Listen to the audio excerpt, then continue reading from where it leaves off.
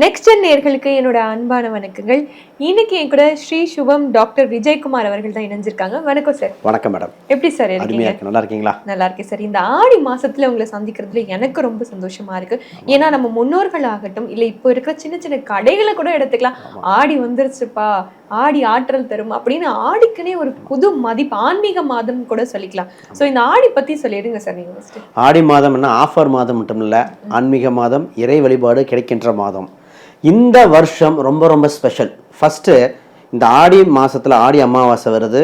அது மட்டும் இல்லை, அங்கே இன்றைக்கி கிரகணமும் வருது. இன்றைக்கி ஆடி வெள்ளி, ஆடி பூரம், அப்புறம் ஆடி செவ்வாய்க்கிழமை, அதுக்கப்புறம் வருகின்ற வரலட்சுமி நோம்பு. இது எல்லாமே என்ன சொல்ல வருதுன்னா, நம்ம வாழ்க்கையில் அடைய வேண்டியதை அடைய இறைவன் வழிவகுக்கிறான். குறிப்பாக ஒவ்வொரு மனிதனுக்கும் ஒரு தேவை இருக்குது. நல்ல குடும்பம், பொருளாதாரம், தன்னிறைவு அடையக்கூடியது. அதுக்கு நல்லதாக இருக்குது. இன்றைக்கி வாழ்க்கையில் நிறைய பேர் திருமணமாய் குழந்தை இல்லைன்னு சொல்கிறது பல பேர். திருமண உறவில் கிடைக்கலன்னு இருக்கிறது பாதி பேர். இன்னும் பாதி பேர் இருக்கின்ற உறவே சரியில்லாமல் இருக்கே, என்ன பண்ணலாம்? மாங்கல்ய பலம் இருக்குமா? நோயற்ற வாழ்வு குறையற்ற செல்வம்பாங்க. இன்றைக்கி குறைவெல்லாம் இருக்கிறது நோய் தான். அந்த நோய்க்கு ஒரு விடுகாலம் கிடைக்கணும்னா அதுக்கு இந்த மாதம், இந்த ஒரு மாதம். ஏன்னா கோச்சார ரீதியாக என்ன நடக்குதுன்னா, உத்தராயணம் தாட்சாயணம் சொல்லுவோம். இந்த பிளானட்டரி காம்பினேஷன் அப்படியே மாறுது. இதே இதில் தான் செவ்வாய் வக்ர பயிற்சி நடக்குது. அது மட்டும் இல்லாமல் சனி பயிற்சி வேறு நடக்குது, வக்ர கதியில் வருது. புத பயிற்சி, இத்தனை கிரக பயிற்சியும் நடந்து இந்த மாதம் ரொம்ப ஸ்பெஷலாக இருக்குது. அப்போ எண்ணிய எண்ணங்கள் நிறைவேறுகின்ற மாதமாக இருப்பதால் ஒவ்வொருக்கும் பொருளாதார ரீதியாக, சொத்து ரீதியாக அடைய வேண்டிய அனைத்து விஷயத்துக்கும் ஒரு விடிவு காலம் வந்தாச்சு. அப்போ இதோட முக்கியமாக முன்னோர்களோட அருள் கிடைக்கும். தேவையற்ற சாபத்தையும் போக்கக்கூடியது. ஏன்னா முன்னோர்கள் வழிபாடுகள் பண்ணி நிறைவேற்றலாம். ஆக மொத்தம் இந்த ஒரு மாதம் நாம் மட்டும் சரியாக பயன்படுத்தி விட்டோம், வருகின்ற ஒரு சில வருடங்களே சிறப்பாக இருக்கும். அப்போ நிச்சயமாக நம்ம நேயர்களுக்கு பற்றி எக்ஸ்பிளைன் பண்ணிடுவோம். கண்டிப்பாக சார். சார், கடல்ல இருக்க ஆழத்துல கூட என்ன இருக்குன்னு கண்டுபிடிச்சிடலாம். ஆனா இந்த மிதுன ராசி நேயர்கள் மனசுல என்ன இருக்குன்னு கண்டுபிடிக்க முடியாது, என்ன செய்ய போறாங்கன்னு கண்டுபிடிக்க முடியாது. அப்படிப்பட்ட நம்ம மிதுன ராசி நேயர்களுக்கு இந்த ஆடி மாதத்துல என்ன மாதிரி ஆஃபர்ஸ்லாம் அள்ளி தரப்போகிறான்னு தெரிஞ்சுக்கலாம். நிச்சயமா ஆடி மாதத்தில் பல நல்ல பலன்களை சந்திக்க போகும் ராசியில் இந்த மிதுன ராசி தான். இந்த மிதுன ராசி என்னன்னா ரெட்ட மனசுங்க. இவங்க சொல்கிற கருத்து மற்றவனுக்கு 100க்கு 100% பலிக்கும். இவங்களுக்கு வரும்போது குழப்பிக்குவாங்க. அடடா, அந்த ஒரு கன்ஃபியூஷனாக இரட்டை தன்மை திறமை இந்த ராசி மிஞ்சின ராசி இல்லை. இந்த ராசி என்பது இப்போ மனசில் என்ன ஓடிட்டு இருக்குன்னா, இவ்வளோ திறமை இருக்குது, இவ்வளோ அறிவு இருக்குது, ஏன் டிலே ஆகுது? எனக்கு ரெஸ்பெக்ட் லெவல் குறையுது. பொருளாதாரத்தில் ஒன்றும் இல்லாதவெல்லாம் மேலே வந்துட்டு இருக்கான்.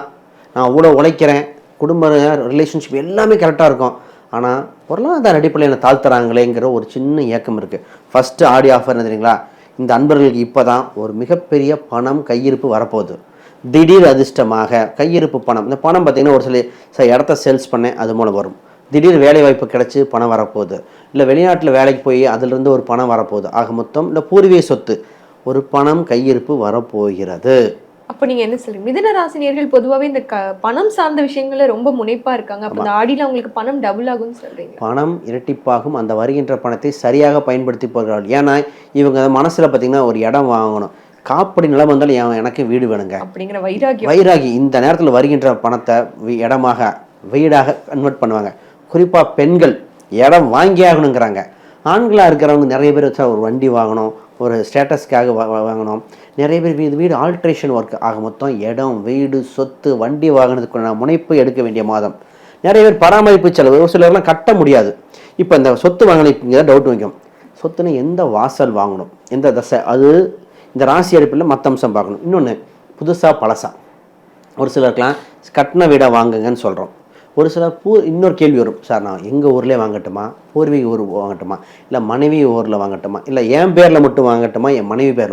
இந்த கேள்விகளை இந்த ஒரு குழப்பம் மட்டும் இந்த ஆள் சந்திச்சிருப்பாங்க இந்த ராசி. அது இண்டிவிஜுவல் ஹாரோஸ்கோப் தகுந்த மாதிரி பார்க்கும். அப்போ சொத்து வாங்குறது உறுதி. இந்த விஷயம் இண்டிவிஜுவல் ஹாரோஸ்கோப் படி மாறும். இதோட இப்போ இவங்களுக்கு என்ன லக்குனா, குழந்தை இல்லை என்ற ஒரு தன்மை வருதுங்க.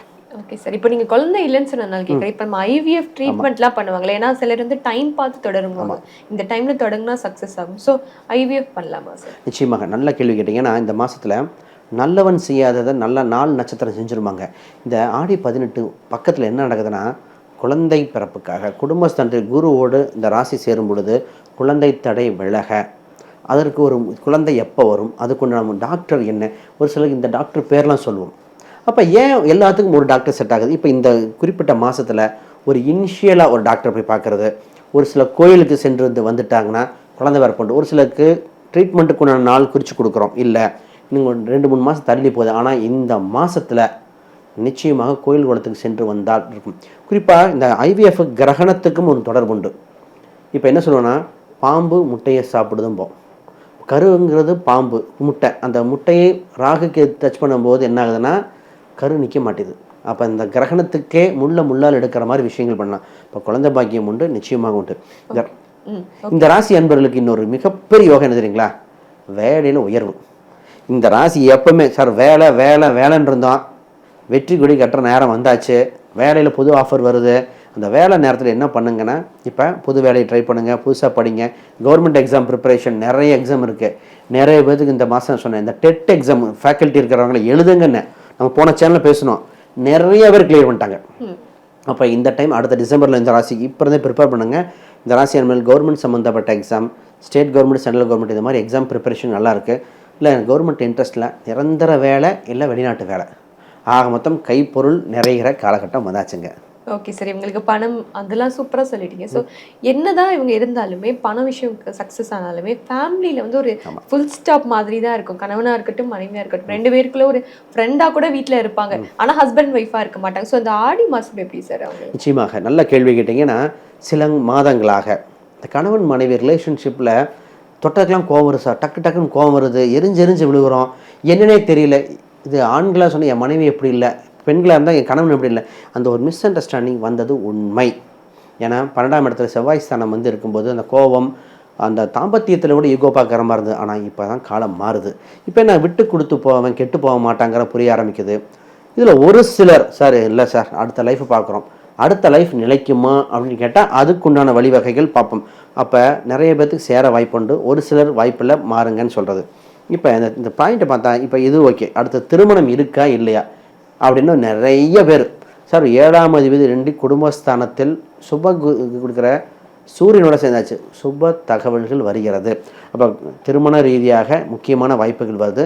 திருமணம் வரைக்கும் பத்திரிக்கை அடித்து நின்றவங்களோட அடுத்த திருமணம் உண்டு. நிறைய பேர்த்துக்கு பார்த்திங்கன்னா பேச்சுவார்த்தை நடந்து சார் முடிஞ்சிரும்னு நினச்சோம், மிஸ் ஆயிடுச்சு.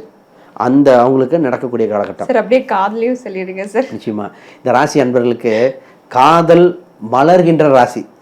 ஆல்ரெடி நிறைய பேர்த்துக்கு இந்த ராசிக்கு இப்போ தாங்க எனக்கு இந்த காதல் இருக்குமா, காதலுக்கு வீட்டில் சொல்லலாமா, அந்த ரிலேஷன்ஷிப் இருக்குமா, நிறைய பேர் இடையில சின்ன சின்ன மிஸ் அண்டர்ஸ்டாண்டிங் வந்துருச்சு. கன்னியூ ஆகுமா இல்லையா, ஆண் பெண்கள் இருக்குது. ஆனால் அவங்க அந்த ஏக்கங்கள் திருப்பி சேர்த்து வைக்கக்கூடிய காலகட்டம் வந்திருக்கு. ஒன்று சின்ன சின்ன கோயில் வழிபாடே போதும், இது பார்த்துக்கலாம். தொழிலில் வெற்றி பெறுகிற மாதம். 10ஆம் இடத்துல கர்மகாரகன், அங்கே 10ல் பாவியாக இருக்கணும், ஏன் பாவியாக இருக்குங்கிற மாதிரி சனி பகவான் வக்ரம் பெற்றிருக்கும் போது தொழிலில் தவறு விட்ட வாய்ப்பு பிடிக்கலாம். இதனால் என்ன பண்ணுவாங்கன்னா, அங்கே 10ஆம் குரு பார்வை இருக்கிறனால புது தொழிலை இல்லை உறவினரோடு சேர்ந்து டைப் பண்ணி இந்த மாதிரி தொழிலை ஆரம்பிக்கலாம்.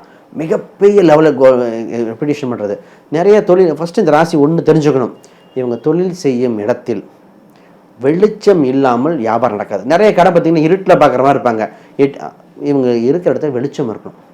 10ல் அது இல்லாமல் அந்த இடத்துல 10ஆம் இடத்துல குரு ஆட்சியாகும், சுக்கிரன் உச்சமாக இருக்குது. அந்த இடத்துல இவங்களுக்கு சொல்கிறதே ஒரு சில சாய்பாபா படமோ இல்லை புத்தர் படமோ ஒன்று வைத்தால் இந்த ராசி சிறப்பாகும். இந்த 2 ராசி சாய்பாபா பிடிக்கும்னு சொன்னால் கமெண்ட் பண்ணட்டும். சாய்பாபா பிடிக்கும், ஒருத்தர் புத்தர் பிடிக்கும், இல்லை ஒரு சிலருக்கு சித்தர்கள் பிடிக்கும். இந்த ராசி இந்த பெட்டராக இருக்கும். ஆக மொத்தம் சிறப்பான மாதத்தில் உண்டு. முன்னோர்கள் ஆசீர்வாதம் எனக்கு வேணும், முன்னோர்கள் அருள் வேணும்னு நினச்சவங்க ஆடி அமாவாசை என்று வழிபாடுகள் பண்ணிவிட்டு, அங்கே கிரகணம் வரனால அவங்க வழிபாடு பண்ணிவிட்டு அவங்களோட அருளையும் பெற்றுட்டு தான் செய்த பாவங்கள் அனைத்தும் போக்குறது வாய்ப்பு இருக்கவங்க கோயில் குளங்கள் நீர்நிலை உள்ள இடத்துக்கு போயிட்டு வந்துட்டா இன்னும் சிறப்பாக இருக்கும். கண்டிப்பாக சார். உங்களுக்கும் சார் சொன்ன மாதிரி சாய்பாபா பிடிக்குமா இல்லை புத்தர் அவர்கள் பிடிக்குமான்னு மறக்காம கமெண்ட் பண்ணுங்கள், நானும் தெரிஞ்சுக்கிறேன். ரொம்ப அருமையாக சரிங்க சார், நன்றி. தேங்க்யூ.